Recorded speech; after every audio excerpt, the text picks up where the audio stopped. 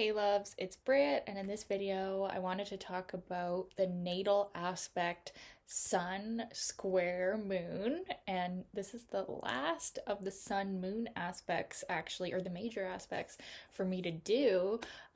So if you want to check out any of the other ones, they're there. I'll make a playlist. But yeah, this is the one that I actually have in my natal chart, although it's a 6-degree orb, but you can definitely still count that for the sun and the moon, although, of course, closer orbs are always the more dominant influences. But yeah, I spent a lot of time studying this square. At one point, I really thought it was the cause of all of my life's difficulties and, just why I was so awkward as a person.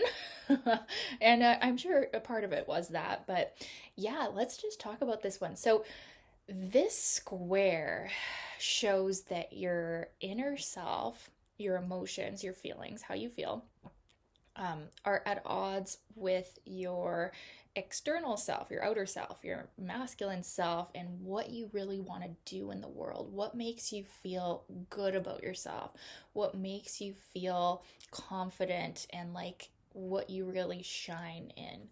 So, when we have this conflict, there can be deep insecurity, especially in the early life before there's been like a resolution or an inner integration happen here between your masculine and feminine selves.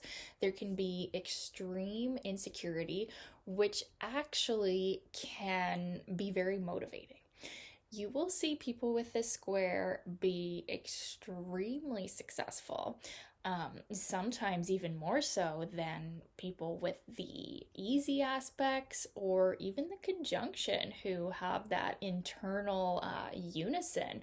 People with Sun Square Moon get stuff done and they don't mess around, and they actually depending on the signs, especially in cardinal signs, they're going to be real go-getters. But they really can have success in many different avenues because they don't easily find inner fulfillment. So what will happen is they'll pursue, one career or, one avenue, and then take it all the way sometimes, and then they will become bored and or unfulfilled and feel like, this isn't really it, and have to do something else. Now, as successful as they can be, they do often fail, and they do often stop before they get the success. So they're not saying that they're just like this magic touch and everything, because it's definitely not that. But they have this like sheer grit and determination that like even when they fail at something or they give up at something, there's something else that they're going to try, and they're going to take it all the way, and they're going to beat you. Um, no, it doesn't really show competitiveness unless it's also aspecting Mars. But what can happen is that this inner insecurity, this inner feeling of being, in a basic sense, not okay with one's inner self, can lead some people, especially when cardinal signs are involved, or like the first or 10th house is involved. It can lead some people to like extreme overachievement or just really desiring to prove themselves in the world.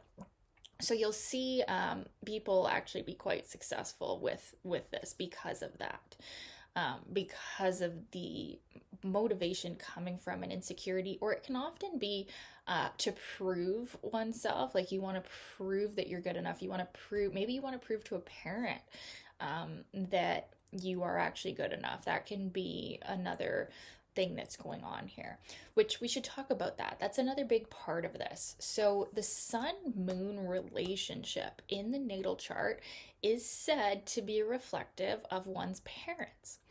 So when we have the sun square to moon, the books do say that it's often that the parents are separated or not together, or it's felt by the child that the parents are not together.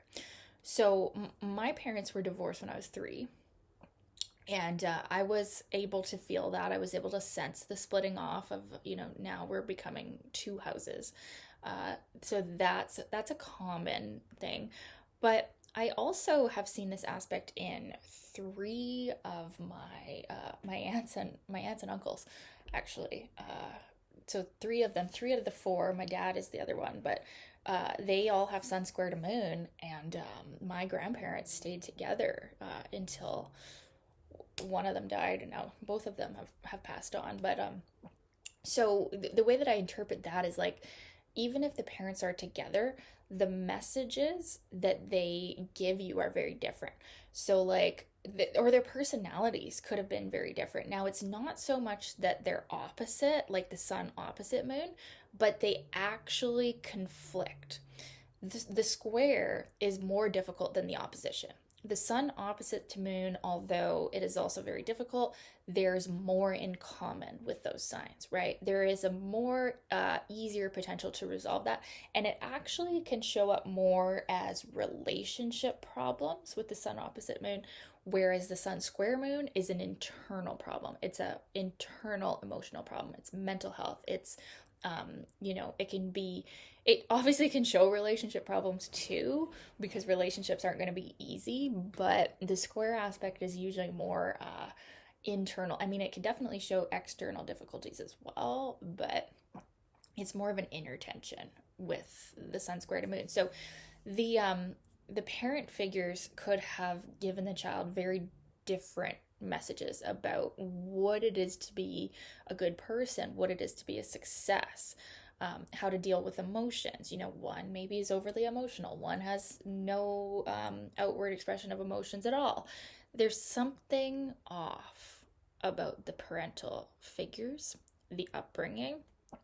It could have been not very comfy, cozy, homey energy. It could have been that there is major conflict and fighting, and like I said, divorce, or an absent parent, and that the child felt that. The child felt like, okay, other people have a normal life, looking at their other friends or peers or whatever, and I don't. I have this mess or something like that. This is felt by the child. And that can also be a part of the insecurity, is that they didn't come from a home that felt stable, or they didn't come from a home where the parents worked together. It was like the parents worked against each other at raising them at times, or at least that's what they felt. And you have to understand that, like, this is what the child felt. This might have not been actually what the parents thought they were doing. They could have thought they were working together, or like externally, other people could have thought that they had the perfect family. But the child felt this jarring conflict between the two parents. And it's very difficult to resolve that. You could actually blame your parents for a long time with this square, but that's not where you're going to find healing. That's not where you're going to get through this conflict. It is about doing inner healing work on yourself to, like I said, integrate the masculine and feminine parts, because they're not in agreement here. They're constantly butting heads. So how that shows up is, say you want to do something like career wise, your emotions get in the way and you can't stick to it because of, some emotional difficulty, or something going on with your home, or something going on with whatever. And so you feel blocked in that. Or let's say relationship wise, you want to be with a certain partner to marry and be with, but emotionally they don't give you what you need, or something like that. That's another example of this square. So you can really feel like with this that no matter what you do or how hard you work, you can't find happiness. You can't succeed, even though you might be very successful in many different areas. Like I've said, it's never enough, because until you find that inner resolution, until you can reintegrate your sun and moon, like, you almost need to, like, even do like an exercise or meditation or write this out in your journal or something where you talk to your sun sign and you give your sun sign what it needs. Okay. While at the same time, you talk to your moon sign and you give your moon sign what it needs. And you ask them to work together and you ask them consciously, hey, you guys, can we try to work for the same goal here? And it has to be like a decision. You have to like decide that you will have them work together because up until that point or this point of awareness, they're working against each other. And it can feel like very frustrating. This is a very frustrating square. Could even lead to health problems because you feel so stifled and blocked. And, like you can really feel like other people have it easier. Other people have this like ease of expression. And you are experiencing a lot of difficulties and frustration and just creative self-expression, external success, relationships. It's like every area, it's like got some issues there, right? It's hard to just be and exist when you have this square.